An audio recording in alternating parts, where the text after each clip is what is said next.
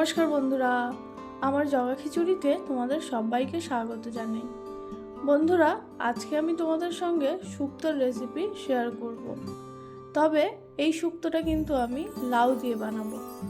চলো তাহলে কিভাবে লাউ দিয়ে শুক্তো বানানো যায় দেখে নাও। লাউ শুক্তো বানানোর জন্য লাগবে লাউ। তো লাউটাকে আমি খোসা ছাড়িয়ে পাতলা পাতলা করে কেটে রেখেছি। এবার চলো রান্নাটা শুরু করব। প্রথমে লাউটাকে একটু ভাপিয়ে নেব। তার জন্য কড়াইটা চাপিয়ে কড়াইয়ের মধ্যে কেটে রাখা লাউগুলো তুলে দেব। এবার লাউটার মধ্যে অল্প পরিমাণ জল দিয়ে দেব। তার সাথে দেব পরিমাণ মতো নুন। সবকিছুকে একবার ভালোভাবে মিশিয়ে নেব। এবার এটাকে ঢাকা দিয়ে রান্না হতে দেব। কিছুক্ষণ ভাপিয়ে নেওয়ার পর ঢাকনাটা খুললাম। তোমরা দেখতেই পাচ্ছ লাউটা কতটা কমে গেছে আর প্রায় অনেকটাই নরম হয়ে গেছে। এখন লাউটাকে নামিয়ে নেব। লাউটা নামিয়ে নেওয়ার পর কড়াইটা আবারও চাপিয়ে দিয়েছি। কড়াইয়ের মধ্যে দিয়ে দেব পরিমাণ মতো সর্ষের তেল। তেলটা গরম হয়ে গেছে, বড়িগুলো ভেজে নেব।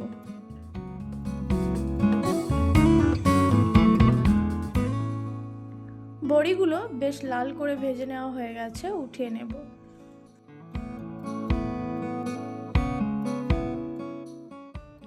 এবার ওই তেলের মধ্যেই আরো একটুখানি সর্ষের তেল দিয়ে দেব। এবার তেলের মধ্যে দেব একটা তেজপাতা আর 5 ফোড়ন।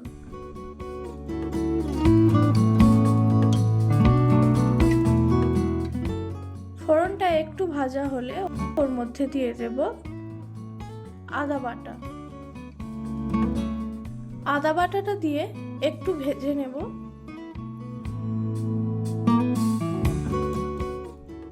এবার ওর মধ্যে সামান্য জল দিয়ে দেব, না হলে আদাটা পুড়ে যাবে।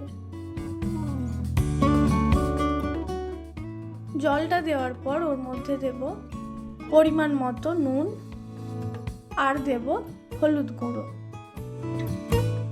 নুন আর হলুদ গুঁড়োটা দিয়ে কিছুক্ষণ নাড়িয়ে নেব। এখন ওর মধ্যে দিয়ে দেব সাদা সর্ষে ও পোস্ত বাটা। সর্ষে ও পোস্ত বাটাটা দিয়ে আরো কিছুক্ষণ মশলাটাকে কষিয়ে নেব। কিছুক্ষণ কষানোর পর মশলাটার থেকে এবার তেল ছেড়ে দিয়েছে। এখন ওর মধ্যে ভাপিয়ে রাখা লাউটা দিয়ে দেব। লাউটা দিয়ে খুব ভালোভাবে মশলাটার সাথে মিশিয়ে নেব।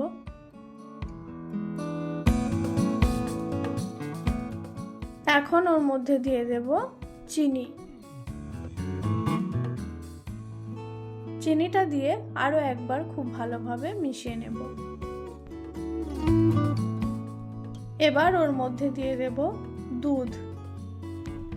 আমি এখানে পাউডার দুধ জলে গুলে রেখেছিলাম, তোমরা চাইলে লিকুইড দুধও ব্যবহার করতে পারো। দুধটা দেওয়ার পর ভেজে রাখা বড়িগুলোকেও উঠিয়ে দেব। দুধ আর বড়িটা দেওয়ার পরেও খুব ভালোভাবে লাউটার সাথে মিশিয়ে নেব। এবার এটাকে ঢাকা দিয়ে আরো কিছুক্ষণ রান্না করে নেব। বন্ধুরা, কিছুক্ষণ পর ঢাকনাটা খুললাম। দেখো শুক্তোটা প্রায় হয়ে এসছে। একবার খুব ভালোভাবে নাড়িয়ে চাড়িয়ে দেব।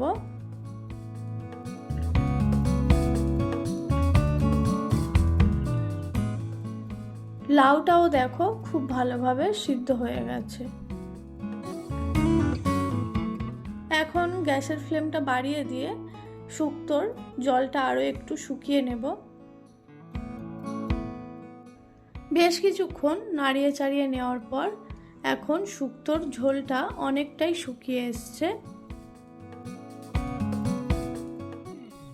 বন্ধুরা, তোমরা চাইলেই কিন্তু শুক্তোতে একটু ঝোল রাখতেই পারো, আমি একটু শুকিয়ে নিলাম। এখন শুক্তোটা নামানোর আগে ওর মধ্যে দিয়ে দেব ভেজে রাখা রাঁধুনির গুঁড়ো।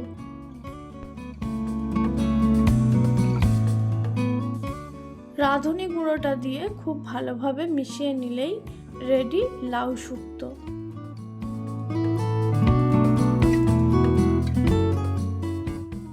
চলো এবার এটাকে একটা পাত্রে উঠিয়ে ফেলি। তো বন্ধুরা, তোমরা দেখে নিলে কত সহজে বানানো যায় এই লাউ শুক্তোটা, আর মশলাপাতিও কিন্তু খুবই কম লাগে। এই শুক্তোটা গরম ভাতের সাথে খেতে জাস্ট ফাটাফাটি লাগে। তোমরা অবশ্যই একবার শুক্তোটা বাড়িতে বানিয়ে দেখো, আশা করছি তোমাদের ভালো লাগবে।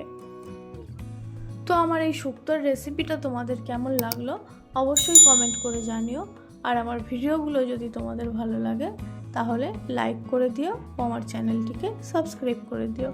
আজকের মতো এই পর্যন্তই রাখছি, দেখা হচ্ছে পরের কোনো এক ভিডিওতে। ততক্ষণের জন্য টাটা।